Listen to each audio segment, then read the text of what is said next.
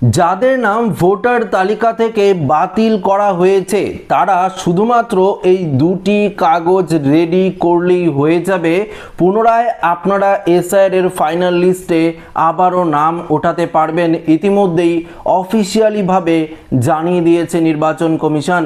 হ্যাঁ বন্ধুরা, তো অবশ্যই এই ভিডিওটি প্রত্যেকটি ভোটারের জন্য খুবই গুরুত্বপূর্ণ হতে চলেছে।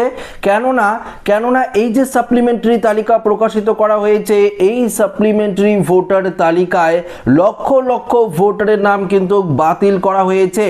এই সমস্ত ভোটাররা যদি আপনারা এই দুটি কাগজ দেখাতে পারেন বা রেডি করতে পারেন, তাহলেই কিন্তু পুনরায় আপনার নাম এসআইআর এর ফাইনাল লিস্টে কিন্তু তুলতে পারবেন। হ্যাঁ বন্ধুরা, তো এই ভিডিওটিতে আপনাদেরকে একদম বিস্তারিতভাবে জানিয়ে দেব। তো আশা রাখবো ভিডিওটিতে আপনারা প্রত্যেকেই প্রথম থেকেই শেষ পর্যন্ত সঙ্গে থাকবেন এবং নতুন হয়ে থাকলে চ্যানেলটিকে সাবস্ক্রাইব করে পাশের দেওয়া বেল আইকনটিকে প্রেস করে অল নোটিফিকেশনটিকে বাজিয়ে দেবেন। দেখুন বন্ধুরা, প্রথমত একটি বিষয় আপনাদেরকে জানিয়ে দিই, এই যে 60,06,675 জন আন্ডার অ্যাডজুডিকেশনের মধ্যে ছিল যে সমস্ত ভোটাররা, তাদের তো ভেরিফিকেশন করছে, অর্থাৎ জুডিশিয়াল অফিসাররা তো তাদের ভেরিফিকেশন করছে। তো ভেরিফিকেশন করে সাপ্লিমেন্টারি তালিকা 1, 2, 3 করে কিন্তু প্রকাশিত করে দিচ্ছে নির্বাচন কমিশন। তবে দেখুন, এই যে সাপ্লিমেন্টারি তালিকা প্রকাশিত হচ্ছে, এই তালিকাতেও কিন্তু আপনার নাম বাতিল হচ্ছে। দেখুন, নাম অ্যাডিশনের থেকে ডিলিটেশনের সংখ্যাটাও প্রায় অনেকটাই মানে 45% মানুষের নাম কিন্তু বাতিল করা হচ্ছে এই আন্ডার অ্যাডজুডিকেশনে থাকা লিস্ট থেকে। দেখুন, আপনি ধরুন আপনার নাম 2002 সালের ভোটার লিস্টে ছিল, কিন্তু আপনি আন্ডার অ্যাডজুডিকেশনের তালিকায় রয়েছেন এবং সেই তালিকা থেকেও আপনার নাম বাতিল হয়ে গেল। ধরুন আপনি আপনার বাবার নাম বা মার নাম দিয়ে ফর্ম ফিল আপটি করেছেন, বা ধরুন আপনি আপনার ঠাকুরদা ঠাকুমার নাম দিয়ে ফর্ম ফিল আপটি করেছেন, তারপরেও আপনার নাম আন্ডার অ্যাডজুডিকেশনের মধ্যে ছিল এবং এখন আপনার নাম ডিলিট হয়ে গেছে। ধরুন আপনি ভারতের নাগরিক, এখানে পশ্চিমবঙ্গে বহুদিন ধরে আপনারা বসবাস করছেন, আপনার বাবা মা 2002 সালের আগেই মারা গেছে, তাহলে তো তাদের ভোটার লিস্টে নাম নেই, বা 2002 এর পরে আপনার ভোটার লিস্টের নাম উঠেছে, তাহলে তো আপনার নামও 2002 সালের ভোটার লিস্টে নেই, আপনার পরিবারের কারো নাম নেই। এবার আপনি কি করবেন? আপনিও আন্ডার অ্যাডজুডিকেশনের মধ্যে পড়েছেন এবং আপনার নাম সাপ্লিমেন্টারি তালিকা থেকে এখন ডিলিট হয়েছে। দেখুন, নির্বাচন কমিশনারের তরফ থেকে কিন্তু স্পষ্ট জানিয়ে দেওয়া হয়েছে, যে সমস্ত ভোটারের নাম আন্ডার অ্যাডজুডিকেশনের মধ্যে ছিল, সাপ্লিমেন্টারি তালিকা থেকে এখন বাতিল হয়েছে, তাদেরও কিন্তু নাম তোলার সুযোগ রয়েছে। তাদের জন্য বিশেষ ট্রাইব্যুনাল আয়োজন করা হয়েছে। এই ট্রাইব্যুনালে আপনাদের আবেদন করতে হবে। ট্রাইব্যুনালে আবেদন করার পর আপনার সমস্ত কিছু আবারও কিন্তু ভেরিফিকেশন করে রিভেরিফিকেশন করে পুনরায় কিন্তু আপনার সমস্ত কিছু বিবেচনা করা হবে, তারপরেই কিন্তু আপনারা এসআইআর এর চূড়ান্ত তালিকায় স্থান পাবেন। তবে সব থেকে লাখ টাকার প্রশ্ন কি জানেন?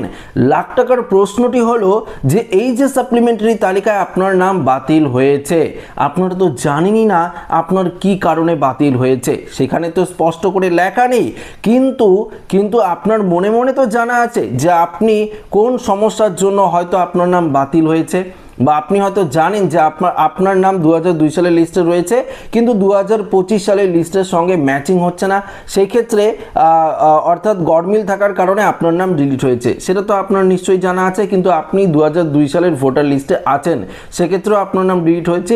এই ধরনের ব্যক্তি যদি আপনারা হয়ে থাকেন, তাহলে শুধুমাত্র দুটি কাগজ আপনারা ট্রাইব্যুনালে যখন আবেদন করবে তখন নিয়ে যেতে হবে বা দেখাবেন বা আপলোড করে দেবেন, এবং ট্রাইব্যুনালে ভালো করে আপনাকে বয়ান দিতে হবে যে আপনি 2002 সালের যে ব্যক্তি, আপনি 2002 সালে আপনার নাম যেটা ছিল 2025 সালেও আপনার নাম যেটা রয়েছে, কিন্তু আপনি একই ব্যক্তি, সেই বয়ান আপনাকে দিতে হবে এবং তাদেরকে রিকোয়েস্ট করতে হবে যে আপনি ভোটাধিকারের যোগ্য, আপনার ভোটাধিকারটা ফিরিয়ে দেওয়া হোক। বুঝতে পারলেন? পরিষ্কার ক্লিয়ার একদম বুঝিয়ে দিলাম। এবং ট্রাইব্যুনালে আবেদন করলে আপনি অনলাইনে আবেদন করতে পারেন, অফলাইনে আবেদন করতে পারেন এবং উপযুক্ত ডকুমেন্টস আপনারা সাবমিট করবেন, তাহলেই কিন্তু আপনারা পুনরায় এসআইআর এর চূড়ান্ত তালিকায় স্থান পাবেন। এবার গেল আরেক ধরনের ভোটার। ধরুন আপনি আপনার বাবার নাম দিয়ে বা মায়ের নাম দিয়ে ফর্ম ফিল আপ করেছেন, বা আপনি দাদু ঠাকুরদার নাম দিয়ে ফর্ম ফিল আপ করেছেন। দেখুন ব্যাপারটা বুঝবেন, একটু ভালো করে বুঝবেন। সেক্ষেত্রে আপনার আন্ডার অ্যাডজুডিকেশনের মধ্যে নাম ছিল এবং এখন সাপ্লিমেন্টারি তালিকা থেকেও আপনার নাম বাতিল হয়ে গেল। এবার আপনি বিশেষ ট্রাইব্যুনালে আবেদন করবেন, এটাই তো আপনার রাস্তা। এখন যেটা করছে সবাই বিশেষ ট্রাইব্যুনালে আবেদন করছে, অনলাইনে আবেদন করা যাচ্ছে, অ্যাপিল করা যাচ্ছে। আপনারা অ্যাপিল যখন করবেন তখন আপনাকে বলতে হবে, বা ধরুন আপনার সাথে আপনার বাবার বয়সের যে ডিফারেন্স সেটার কারণের জন্য আপনার নাম আন্ডার অ্যাডজুডিকেশনের মধ্যে ছিল, বা সেই ক্ষেত্রে আপনাকে অবশ্যই এটা বয়ানের মাধ্যমে বলতে হবে যে আপনি যাকে বাবা দেখিয়েছেন বা মা দেখিয়েছেন আপনি তাদেরই ছেলে, কিন্তু আপনার বয়সের কিছু সমস্যা থাকার কারণে, বাবার সাথে আপনার বয়সের কিছু সমস্যা থাকার কারণে বা বাবার নাম ভুল থাকার কারণে আপনার আন্ডার অ্যাডজুডিকেশনের মধ্যে ছিল, কিন্তু আপনি একজন বৈধ নাগরিক, সেক্ষেত্রে আপনার ভোটাধিকার ফিরিয়ে দেওয়া হোক বলে আপনি এটা একটা বয়ান লিখতে পারেন অনলাইনে যখন সাবমিট করবেন। পাশাপাশি আপনাকে কিন্তু আপনার ডকুমেন্টস, আপনার মা বাবার ডকুমেন্টস, সেই 2002 সালের যে লিস্ট, সেই লিস্টটি, পাশাপাশি এসআইআর এর যে অ্যানুমারেশন ফর্মে একটি কপি রয়েছিল সেই কপি, পাশাপাশি নোটিশের কপি, এই দুটো কিন্তু আপনাদের সবাইকে দেখাতেই হবে। যে এসআইআর এর অ্যানুমারেশন ফর্মের একটি কপি, হিয়ারিংয়ের নোটিশের যে কপি রয়েছে সেটি, এবং আপনার আধার কার্ড, প্যান কার্ড, অবশ্যই কিন্তু আধার কার্ড মাস্ট এই ক্ষেত্রে লাগবেই লাগবে। আপনার কাছে যে ইপিক কার্ডটি রয়েছে, ভোটার কার্ড, সেটিও কিন্তু লাগবে। আপনার মা বাবার ডকুমেন্টসও আপনারা দেখে দেবেন, তাহলেই হয়ে গেল। আর কোনো কিছুর প্রয়োজন পড়বে না। আপনার যে ভেরিফিকেশন পুনরায় ট্রাইব্যুনালে হবে এবং ট্রাইব্যুনাল থেকে আপনার নাম কিন্তু এসআইআর চূড়ান্ত তালিকায় ফিরে আসবে। যদি আপনি প্রুফ করতে না পারেন, কেননা অনেক ক্ষেত্রেই দেখা গেছে যে অনেকেই যাকে তাকে বাবা বানিয়েছে এবং বাবা বানিয়ে এসআইআর এর ফর্ম ফিল আপ করেছে। ধরুন একজনের 12-13 জন ছেলে, বা একজনের 15-20 জন, 100 জন ছেলে, এরকমভাবে ধরা পড়েছে এসআইআর এর ফর্মে। সেক্ষেত্রে দেখা যাচ্ছে এই ধরনের নাম থাকলে তো অবৈধ, সেক্ষেত্রে তো আপনি স্থান পাবেনই না, আপনার নাম তো ডিলিট হয়েই যাবে, সেটা আর আপনি কোনো রকমভাবেই নাম তুলতে পারবেন না। দেখুন আপনার নাম 2002 সালের লিস্টে নেই, বা আপনার বাবা মা আগেই মারা গেছে কিন্তু আপনার বাবার ডেথ সার্টিফিকেট বা মৃত্যু সার্টিফিকেট রয়েছে, আপনি 2002 এর পর ভোটার লিস্টে আপনার নাম রয়েছে, সেক্ষেত্রেও আপনি একই রকমভাবে আপনার বাবার মৃত্যু সার্টিফিকেট এবং পাশাপাশি আপনার যে কাগজগুলো রয়েছে আধার কার্ড, প্যান কার্ড, এগুলো কিন্তু অবশ্যই আপনারা জোগাড় করবেন। এবং আপনাকে বয়ানে লিখতে হবে যে আপনি এখানে কতদিন ধরে বসবাস করছেন, আপনাকে রেসিডেন্সিয়াল প্রুফ হিসাবে কোনো কিছু দেখাতে হবে, না হলে কিন্তু আপনার নামও আবারও চূড়ান্ত তালিকায়, আপনি যতই ট্রাইব্যুনালে আবেদন করেন, চূড়ান্ত তালিকায় আপনার নাম কিন্তু স্থান পাবে না, আবারও কিন্তু এই যে সাপ্লিমেন্টারি তালিকার মতন আপনার নাম কিন্তু ডিলিট হয়ে যাবে। তো এই ব্যাপারগুলো না আপনাকে কিন্তু পরিষ্কার বুঝতে হবে।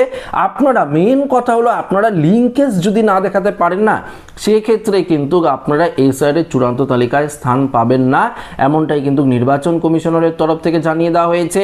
পাশাপাশি ইআরও, এইআরও, পাশাপাশি দেখুন বিএলও কিন্তু এমনটাই বলেছে যে এই এসআইআর এর মেন প্রসেসটাই হলো লিঙ্কেজ।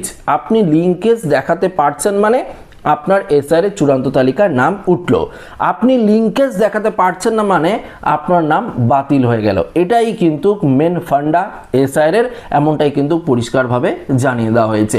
দেখুন তাহলে পরিষ্কার বুঝতে পারলেন যে এই ধরনের নথিগুলো আপনাদের পেশ করতে হবে, এবং আপনারা যদি এই ক্যাটাগরির হয়ে থাকেন তাহলে পুনরায় কিন্তু আপনারা এসআইআর এর চূড়ান্ত তালিকায় নিজেদের নাম তুলতে পারবেন। ব্যাপারটা হলো আপনাকে বৈধ নাগরিক হতেই হবে, তাছাড়া আপনি স্থান পাবেন না। অবৈধ যদি হয়ে থাকেন তাহলে ডিলিটেই হবেন, আপনি যতবার আবেদন করেন। পরবর্তীতে দেখুন অনেকেই 6 নম্বর ফর্ম ফিল আপ করবে, অনেকেই ভাবছে আমি ট্রাইব্যুনালে আবেদন করব না, কোনো কিছুই করব না, আমি 6 নম্বর ফর্ম ফিল আপ করে নতুন করে আবেদন করব। দেখুন আপনি যতই নতুন করে ফর্ম ফিল আপ করেন সেক্ষেত্রে আপনার প্রসেসটাও কিন্তু সেম লেভেলেরই হবে, কেননা আপনি আবারও আবেদন করলেন, আপনাকে সেই 11টি নথির কথাই বলবে, 11টি 12টি নথির কথাই বলবে, সেগুলো আপনাকে দেখাতেই হবে। সেই 2002 সালের লিস্টটি আপনাকে দেখাতেই হবে। পাশাপাশি যদি আপনি না দেখাতে পারেন, আপনার হিয়ারিং হবে, আপনাকে হিয়ারিংয়ের জন্য যে ডকুমেন্টসগুলো প্রযোজ্য ছিল সেই ডকুমেন্টসগুলো দেখাতে হবে। না দেখাতে পারলে সেম একইভাবে আপনার নাম ডিলিট হয়ে যাবে, আবার যে লিস্ট আসবে বা লিস্টে আপনার নাম উঠবেই না, সেখানে স্পষ্ট লেখা থাকবে একই রকমভাবে যে আপনি আগে আবেদন করেছিলেন, ডিলিট হয়েছিল, এখনও সেম প্রসেস। আপনি কোনো রকম উপযুক্ত প্রমাণ দেখাতে পারছেন না, আপনি লিঙ্কেজ দেখাতে পারছেন না বাবা মায়ের সাথে, বা আপনি যাকে আত্মীয়ের জায়গায় নাম দেখিয়েছেন কোনো লিঙ্কেজ দেখাতে পারছেন না, আপনি কোনো রকম ডকুমেন্টস প্রুফ করতে পারছেন না, আপনার নাম বাতিল হয়ে গেলে এটাই কিন্তু বারবার আপনার সাথে হবে যদি আপনারা প্রপার ডকুমেন্টস বা উপযুক্ত ডকুমেন্টস সাবমিট করতে না পারেন। তো অবশ্যই যেহেতু সুযোগ দেওয়া হয়েছে বিশেষ ট্রাইব্যুনালে আবেদন করার, যেহেতু প্রসেসটা অনলাইনই হচ্ছে, আপনারা মোবাইল ফোন থেকেই সেটা কিন্তু আবেদন করতে পারেন। যদি আবেদন না করতে পারেন সাইবার ক্যাফে যাবেন, সেখান থেকেও আবেদন আপনারা করতে পারেন। সেক্ষেত্রেও যদি না পারেন বিএলওর সঙ্গে যোগাযোগ করলে আপনাকে ফর্ম দেওয়া হবে, সেটি আপনারা ফিল আপ করে নিজস্ব ডিএম অফিস রয়েছে সেখানে গিয়ে আপনারা কিন্তু আবেদন করলেই কিন্তু ট্রাইব্যুনালে আপনার যে ভেরিফিকেশন সেটা কিন্তু চেক করে দেখা হবে।